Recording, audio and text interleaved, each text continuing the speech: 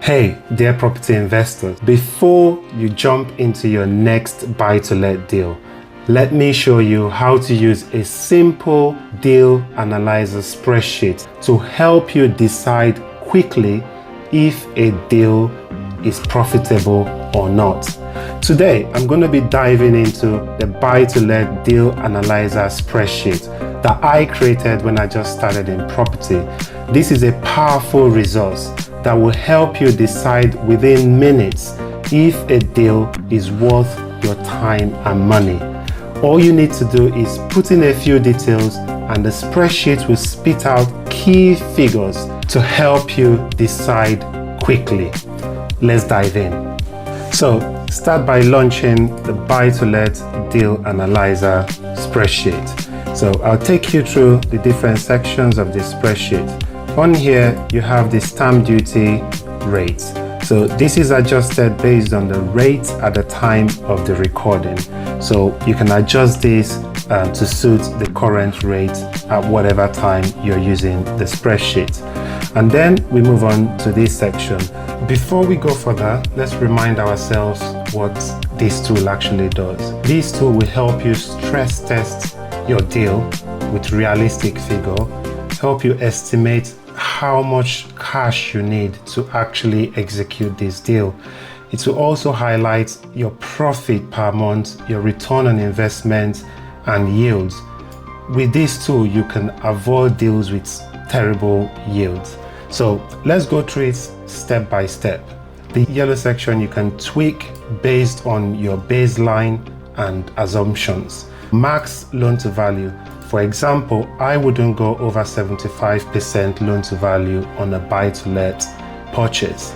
I know some people could go up to 80%, but adjust this to suit your risk threshold. Rental cover stress test. This is to help you stress test the affordability based on the monthly rent income that you expect from that property. Again, your baseline returns. For me, I wouldn't even consider a buy-to-let deal if it doesn't return up to £350 monthly as a net profit. Again, for some people, they would like to go up to £500. Some people could come down to £200 or whatever it is that works for you. You can tweak these yellow bits to suit your investment strategy. Let's understand the output. In terms of the outputs and indicator, this is a fun part. So these deal will automatically calculate the stamp duty. It will automatically tell you the total investments required, takes into consideration the deposit, fees, and repairs. And also it will spit out your monthly profit. This is your rent minus mortgage and any other running costs. Key performance indicator, your ROI and yield. To see how these actually work, let's start by filling out the green parts here. So this green section is what you need to fill out for every single deal. And as soon as you complete this section, all the key indicators and figures you need will be on the right side. Let's start with an example. So cash available, this is how much you have in the bank to work with. The purchase price is the price of the property, how much the vendor, the estate agent wants for the property. And then the repair cost here, you just total all the amounts you've budgeted to get the property in a state that it can be let out or for whatever purpose that you need the property for. And your forecast rent is the realistic rent that you expect, the realistic rent that you can achieve for that property based on the property size, the location, and everything else. The fees, totals, the cost like legal, the broker cost, survey, and every other cost.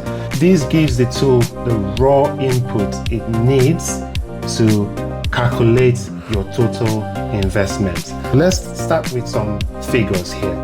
Let's assume you have £70,000 in the bank to invest and you found a property that is £160,000. Again, just enter the figures in this section. Your total repair cost, you've estimated a repair cost of, let's say, £2,500, and your forecasted rent, so the realistic rent you expect to achieve based on the property, based on the location. So let's assume this property could get you £1,050 per month. Other fees like your survey, conveyancing, legal, and everything else.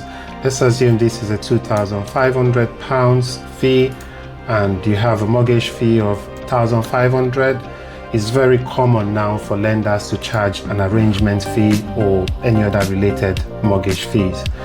The rate, this is the rate at which the lender is lending you the rest of the money that you need to complete the property purchase. Let's assume it's 5%, which is very common these days. I'm stress testing it based on 6.5%. It is very common for most lenders to stress test at 5.5%. So I've added an extra 1% on it to give me enough room for the calculation and make sure it works. So based on the figures that we've put in there, straight away we can see what the indicator looks like. Everything looks fine. There's no warning, no errors, just letting me know that I've got a property with great yield of £454.17, which is well over my baseline figure there of £350, and I've got a return on investment of 7.79% per annum. This is a no-brainer for me. Just looking at this deal straight away without thinking too much about it, I can make a decision at this point because I know this is a great deal to take on.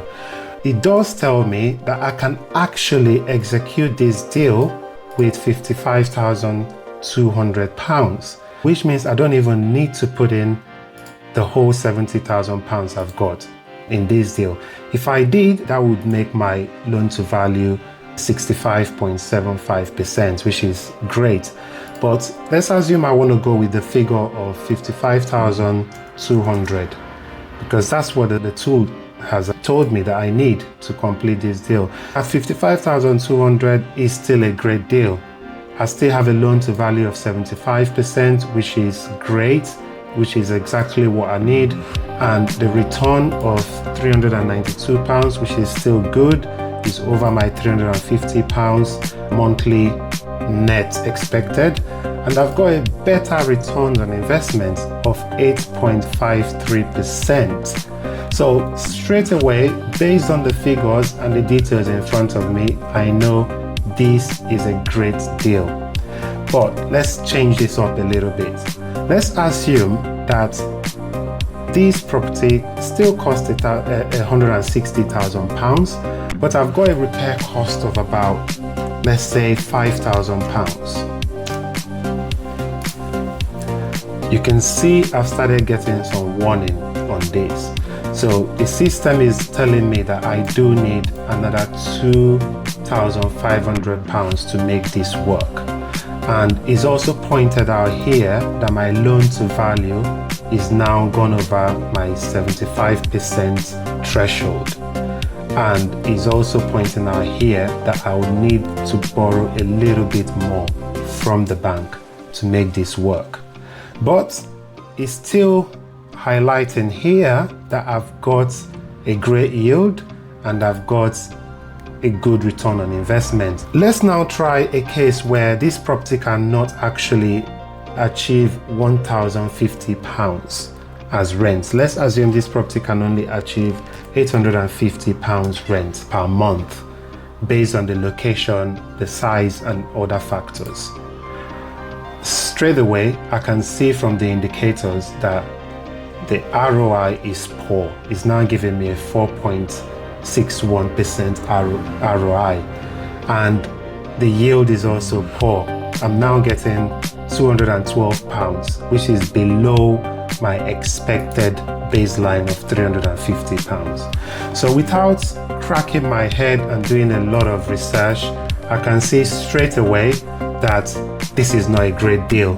and I can turn down the deal and move on. This is how to use this to make great investment decision for your next buy-to-let purchase.